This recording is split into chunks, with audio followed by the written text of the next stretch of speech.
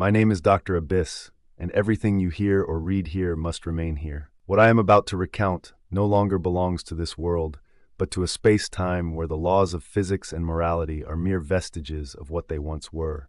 This is my final mission, one that goes beyond any scientific discovery, one that tested the limits of what I could tolerate, or at least what I believed I could understand. The Mars expedition was scheduled to be a routine mission, a simple exploration craft with a reduced crew heading toward the secret base of Purple Lagoon, the most advanced interplanetary organization responsible for the research and development of technologies for humanity. Although the public believed humanity was still in its early stages of space exploration, we had already mastered enough to consider such a mission a walk in the park. However, the journey to Mars became something much larger, something I never imagined, something that in the end would drag me to the abyss of the unknown.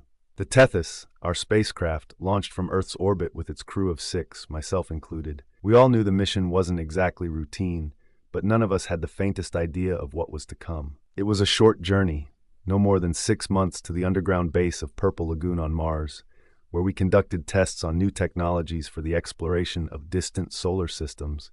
Aboard the Tethys, communication was constant with Earth through satellites, transmitting seemingly harmless data, such as the conditions of the spacecraft and trajectory calculations. The tranquility of the trip was shattered, however, when an anomaly appeared in our communication line, a distortion in the quantum frequencies, something we had never encountered before. It was as though something was interfering directly with the signals.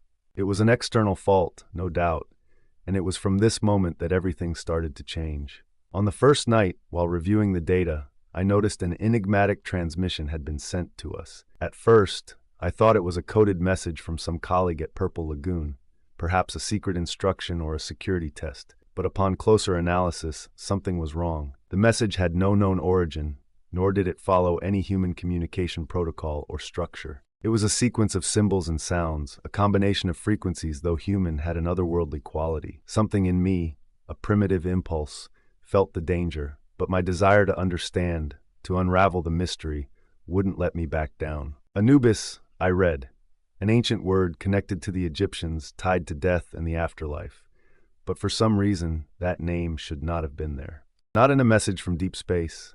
What was happening, and more importantly, who or what was trying to communicate with us? I called a meeting with the crew. Everyone was agitated, but few displayed the fear I felt. The commander, a veteran of space travel, was skeptical. It must be a communication error, he said, as if the distortions were just a technical glitch. But something in my gut told me it was not that. That night, I was awoken by a sound. It was not a mere noise, but something deeper, something reverberating within my mind. A voice, or perhaps a projection that I could not identify. The time has come.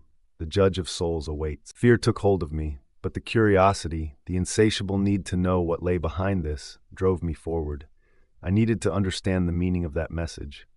I knew there was more at stake than just science. I was dealing with a force that transcended any logic I had known before. The next day, while observing the stars through the observation window, something strange happened. A dark shape, like a shadow cast in space, appeared on our radar. It was not an asteroid or any other known object. It was a presence. Something was approaching us, silently and incomprehensibly. At first, I tried to rationalize the event, but the calculations didn't add up. The shape was enormous, unfathomable. There was no way it could be detected by any human technology. I went to the observation room to take a closer look. The commander was there, staring at the screen with a pale expression. "What is that?" he asked, his voice trembling. The object was moving closer, but without making a sound. It was not reflecting the light from the stars, it was absorbing it. It was like an entity, a cosmic shadow that was traversing space, violating all the laws of physics we knew. "It's a ship," I said, not believing what I was seeing. But not just any ship. This isn't human. Before we could take any action, the ship began to approach even closer until it materialized directly in front of us, just a few kilometers away. It was something that defied reason. The structure, though metallic, emitted a dark aura, a presence of pure antiquity and desolation. Its design was antithetical to any form of engineering we knew. It was as if it were a living sculpture of metal, with shapes that twisted and folded, as if it were part of a civilization completely alien. Soon after, communication was interrupted again. A new message appeared on our screen.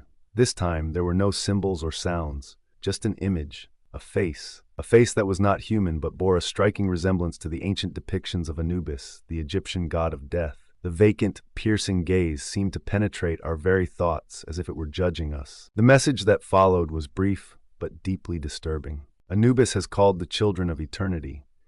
Death comes to those who defy the gods. My mind, with all its scientific knowledge, could not comprehend what that meant. I couldn't fathom the purpose behind such an ancient and powerful entity. I knew that something much bigger was going on here, something that involved not just the fate of our mission, but the fate of humanity itself. And then the voice returned, louder than ever, as if it were coming from within my own mind. "You have been chosen, Dr. Abyss.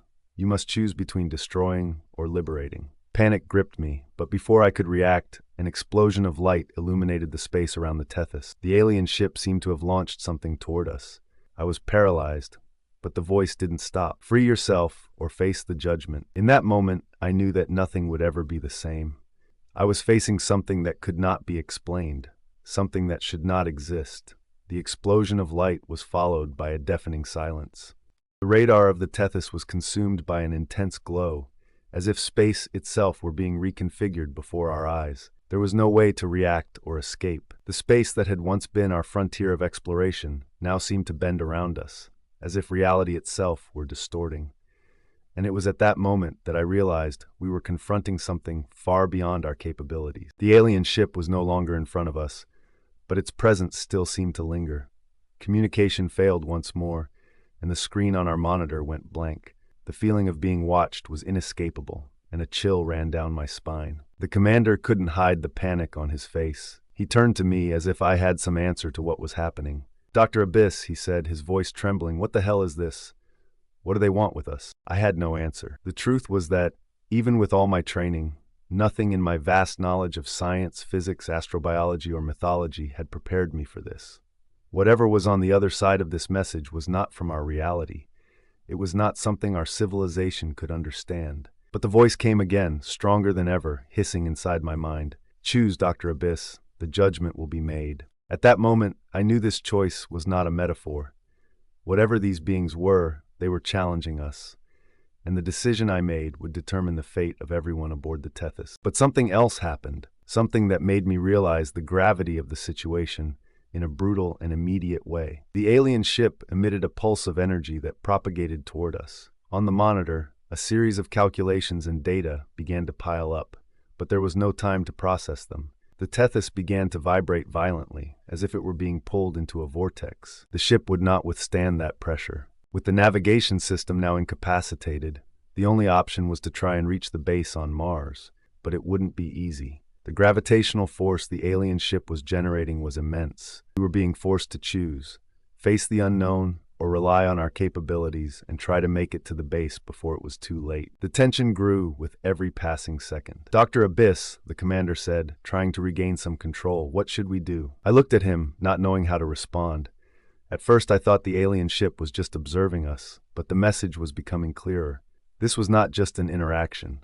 It was a condemnation, or a summons. We must go to Mars," I said finally, my voice reflecting an uncertainty that, as a scientist, I never thought I would experience. "But we must alert Purple Lagoon." The others in the room looked at me confused. The last thing they expected to hear from me was an alliance with an organization that, in secret, researched and advanced mystical technologies, knowing the secrets that governments and organizations like Red Dragon and Gigantia were desperately trying to conceal. But that was what I did. Purple Lagoon, despite its dubious methods, was the only path left. And I knew that my experience within the organization gave me access to technologies and protocols that could help us deal with the threat we were facing, perhaps even provide a solution. However, as time passed and the pressure mounted, one question continued to echo in my mind.